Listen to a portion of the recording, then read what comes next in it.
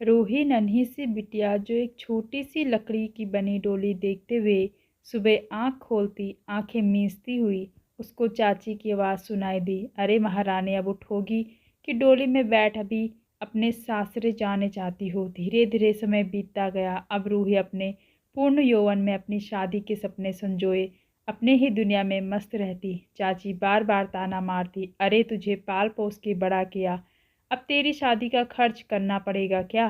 कभी कुछ काम भी कर लिया करो। जब देखो लिपस्टिक काजल करती रहती है। घर के काम में मन लगा, नहीं तो सासरे में तेरी आरती नहीं उतारेंगे। रूही आज फिर चाची की बात सुन रोते हुए खाना खाना बनाने चली गई।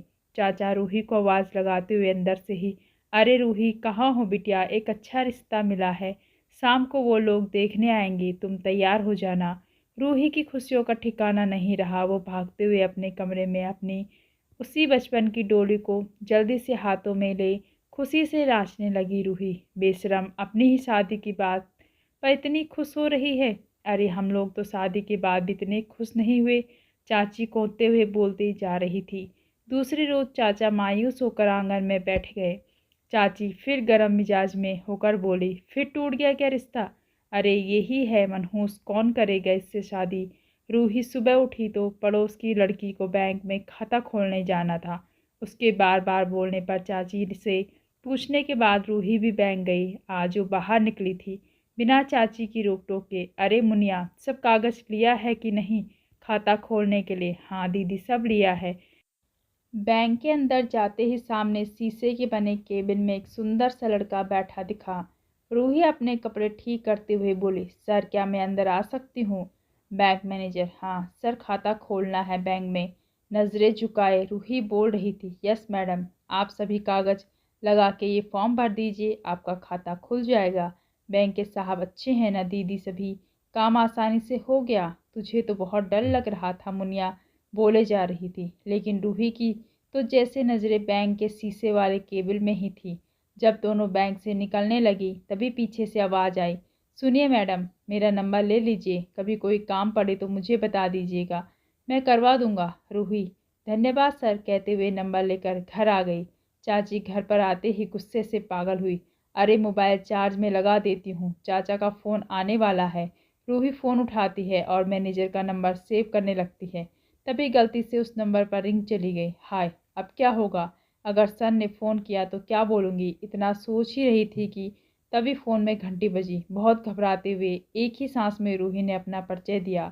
सॉरी सर, मैं अभी बैंक आई थी, आपने नंबर पर कॉल चली गई, मुझे माफ़ कर दीजिए। बैंक मैनेजर ने हंसते हुए कहा, अरे नहीं, हम तो कस्टमर की सेवा में बैठे हैं रूही।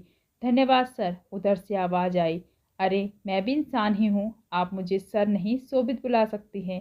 रूही अब तो आप हमारे मेहमान हुए और हमारे यहाँ तो मेहमान को भगवान माना जाता है। आपका क्या नाम है मैडम? जी सर, रूही। रूही काँपते हुए, अरे फिर से सर, मेरा नाम शोभित है। शोभित रूही जी। शोभित सर जी, मेरा नाम रूही है, आप रूही बोल सकते हैं। शोभित जी। दोनों एक साथ हंसने लगते हैं। अच्छा रूही जी, अच्छा लगा आपसे बातें करके। मुझे अब खाना भी बनाना है, फिर खा के कुछ काम भी करना है ऑफिस का। जी सर, धन्यवाद। रूही, अरे ओ रूही, कहाँ मर गई? अब से खाना बना के नहीं तेरा अब तो खाने को भी देगी कि भूखे ही रहना होगा? हाँ चाची, आई बस बन गया खाना। खाना लगाते हुए गुनगुनाने लगती है। चाचा, रे रूही बेटा, क्या बात, खाने की खुशबू तो आंगन तक जा रही है। सभी खाना खा ही रहे होते हैं कि फ़ोन बजा। रूही दौड़ के जाती है, लेकिन अरे कंपनी का फ़ोन। चाची हंसते हुए, अरे तेरे मोबाइल कंपनी के आशिकों का है। रूही भी हंसती है। सभी खाना खा के सोने लगते हैं। रात के 12 बजे फ़ोन बजने की आवाज़ से रूही की नींद टूटी। अब इस टाइम कौन फ़ोन करेगा? रूही उठकर अलमारी में फ़ोन ढूंढते हुए अलमारी में अपनी लकड़ी की डोली उठा लेती है। फिर से फ़ोन की आवाज़ से उसने जल्दी से फ़ोन उठाया। अरे चाची उठ गई तो अभी हंगामा करने लगेगी। हेलो कौन? अरे ये तो बैंक मैनेजर का नंबर है। इतने में ही शोभित बोल पड़ा, सॉरी, इतनी रात को फ़ोन किया, सोने जा रहा था तो सोचा गुड नाइट बोल दूँ। रूही को अजीब सी बेचैनी हो रही थी। किसी लड़के ने पहली बार उससे इतनी रात को बात की थी। रूही काफ़ी देर तक खुद को रोकते हुए उससे रहा नहीं गया। उसने शोभित को फ़ोन किया। हेलो, मैं रूही जो आज बैंक आई थी। शोभित गुस्से में, अरे क्या यार, बार बार मैं बैंक आई थी लगा रखा है आपने। मैंने आपका नंबर सेव किया है रूही जी। बोलिए जी। वो गुड नाइट नहीं बोला था मैंने, इसलिए वापस फ़ोन किया आपको। दोनों ने कुछ मिनट तक बात किया, फिर सो गए। रूही सुबह देर से उठी। चाची के तानों ने उसकी नींद खोली। रूही जल्दी जल्दी काम करने लगी। तभी फ़ोन की घंटी बजी। रूही सहम सी गई। जाकर देखा तो मैसेज था शोभित का। रूही जी, गुड मॉर्निंग, क्या आप मेरी दोस्त बनेंगी? रूही के चेहरे में मुस्कुराहट ने दस्तक दी थी। तभी दरवाजे की घंटी ने उसका ध्यान खींचा। बिना मैसेज का जवाब दिए वो दरवाज़ा खोलने चली गई। फिर दिन भर काम करने के बाद जब शाम हुई तो याद आया कि शोभित का मैसेज पड़ा था। उसका उत्तर तो दिया ही नहीं। जल्दी से भागते हुए अलमारी की तरफ जाती है और रखी हुई मेज से टकरा जाती है। पैर में चोट लग गई। रूही पैर पर गर्म तेल लगा रही थी कि फ़ोन की घंटी बजी। अरे शोभित जी का फ़ोन। हेलो, उधर से आवाज़ आई। शुभ संध्या रूही जी, क्षमा कीजिएगा, मेरे पैरों में चोट लग गई थी तो आपके मैसेज का उत्तर नहीं दे पाए। शोभित जी, इतना सुनते ही जैसे दोस्त के रूप का प्रेम निकल पड़ा हो। शोभित जी, रूही जी, आप खुद का ध्यान नहीं रख सकती? आप चोट लगवा लिया आपने। अचानक से एक दिन रूही का फ़ोन बंद आया। लगातार कई दिनों तक रूही का फ़ोन बंद पाकर शोभित बहुत परेशान हो गया, जैसे उसका कोई अहम हिस्सा उससे दूर था। आज जब रूही ने फ़ोन की घंटी बजी तो कुछ बोलती उसके पहले ही शोभित उसका अधिकारी हो पड़ी। तेजी से अपनेपन के साथ डांटे जा रहा था। कहाँ थी तुम? कुछ परवाह है किसी को तुमको? ठीक हो ना तुम? शोभित जी, वो मेरा फ़ोन खराब हो गया था, रूही ने उत्तर दिया। अरे तो मुझे क्यों नहीं बताया, मैं भेज देता ना। इतने बोलते ही शोभित रोने लगता है, जैसे वो रूही को बहुत टूट के चाहता हो और रूही को बहुत सालों के बाद पाया हो और अब उसे खोना नहीं चाहता हो। रूही उसको रोता देख परेशान हो तो हुई, लेकिन अचानक शादी की बात पे उसको हंसी आ गई। शोभित रूठते हुए बोला, मना लो तुम भी मेरा मजाक। मुझे जैसे सीधे लड़कों के लिए ये दुनिया नहीं बनी। लड़कियों को वो अय्याश टाइप के लड़के ही अच्छे लगते हैं। बाय, अब आपको परेशान नहीं करूँगा, खुश रहिए हमेशा। यही कहते हुए शोभित फ़ोन काट चुका था। तभी चाची की आवाज़ से उसका ध्यान काम पर गया, लेकिन काम के बीच भी उसके दिमाग में शोभित की बातें चल रही थी। आज पहली बार ज़िंदगी में किसी लड़के ने उसको इतने प्यार अधिकार से डांटा था। किसी ने पहली बार शादी की बात की थी। तभी शोभित का फ़ोन फिर से, हेलो रूही, मुझे आपकी याद आ रही है, काम में मन नहीं लग रहा मेरा। तभी उधर से शोभित हंसते हुए, आपका बहुत खूबसूरत लगती है रूही, मन करता है आपको अपने सामने बैठा के बस देखता ही रहूं। रूही एकदम से चुप हो गई। उसको यह एहसास अच्छा तो लग रहा था, लेकिन झिझक भी थी कि ये सब ठीक है या नहीं। अब तो चाची के ताने भी मीठे लगते थे। अब वो रोज़ जल्दी जल्दी काम करके शोभित के फ़ोन का वेट करती रहती। आज जैसे ही शोभित का फ़ोन आया वो कुछ नाराज़ सा था। क्या बात है, आप परेशान हैं? शोभित, नहीं रूही, तब क्या बात है? शोभित, एक बार बात नहीं कर सकती थी? आप पूरा दिन निकल गया। रूही, अरे शोभित जी, हंसते हुए बोली। शोभित, शादी कर लीजिए मुझसे। रूही जी।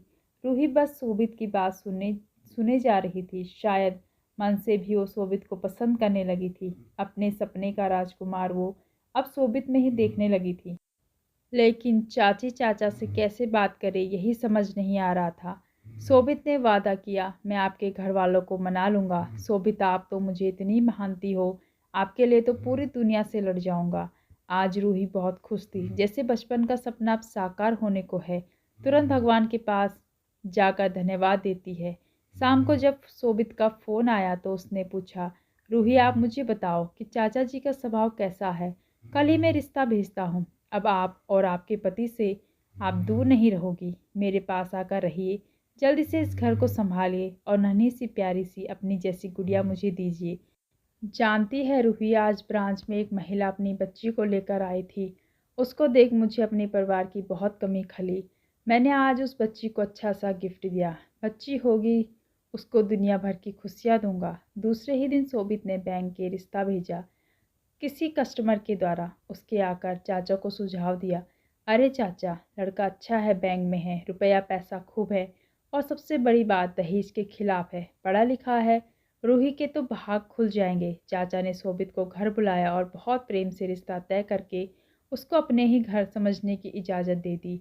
चाचा भी रिश्ते से ऐतराज़ नहीं कर रही थी। समय बीतने लगा। अब रोज़ शोभित और रूही घंटों बातें करते।